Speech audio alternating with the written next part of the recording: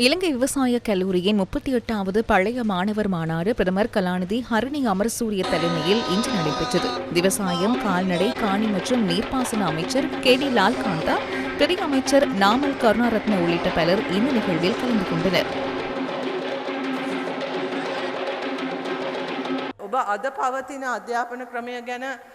இன்று நடைமுறையில் உள்ள கல்வி தொடர்பில் பெற்றோர்களாக பிரஜைகளாக என்ன நினைக்கின்றீர்கள்? மகிழ்ச்சியா? இல்லை, மகிழ்ச்சி இல்லை. அப்படி என்றால் இதனை கட்டாயமாக மாற்ற வேண்டும். ஆனால் மாற்ற வேண்டும் என்றால் எவ்வாறு மாற்ற வேண்டும் என நாம் கலந்துரையாட வேண்டும். அதனுடன் எவ்வித தர்க்கமும் இல்லை. இருப்பினும் நாங்கள் சரியான பிரச்சினைகளை இனங்காண வேண்டும். அதன் பிரதான பிரச்சினை எமது கல்வி முறைமை மிகவும் சுமையானது. அந்த சுமை பிள்ளைகளின் புத்தக பைகளில் மாத்திரமல்ல, அவர்களின் கல்வி முறைமையில் சுமை உள்ளது.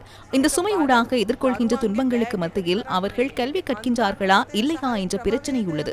அதாவது பரீட்சையை சித்தியடைய கற்பிக்கின்றோம். அதற்கு மேலதிகமாக கல்வியூடாக வாழ்க்கை முன்னோக்கி கொண்டு செல்ல முடியுமா என்பது பாரிய பிரச்சினை என நான் நினைக்கின்றேன். அனைத்து மாணவர்களுக்கும் தரமான கல்விக்கான உரிமை தேவை. அவர்களின் தரத்தினை ஒரு வருடத்தில் ஒரு புத்தகமூடாக அளவிட முடியாது. இது 5, 6, 10 வருட வேலையாகும். கல்வி முறைமையை மாற்றுவது என்பது ஒரு இரவில் ஒரு வருடத்தில் செய்யக்கூடியதொன்றல்ல. அதனை நாம் செய்யவே முயற்சிக்கின்றோம். இதனை வேண்டாம் என்று சொல்பவர்கள் கல்வி தொடர்பாக நினைப்பவர்கள் அல்ல. இதனை கல்விக்கான விமர்சனமாக நினைத்து இதனை விமர்சிக்கவில்லை. இதனூடாக இந்த அரசாங்கத்தை பலவீனமாக்க முடியும் என நினைத்தே செய்கின்றனர். இதனூடாக நாங்கள் தைரியத்தை இழப்போம் என நினைக்கின்றனர்.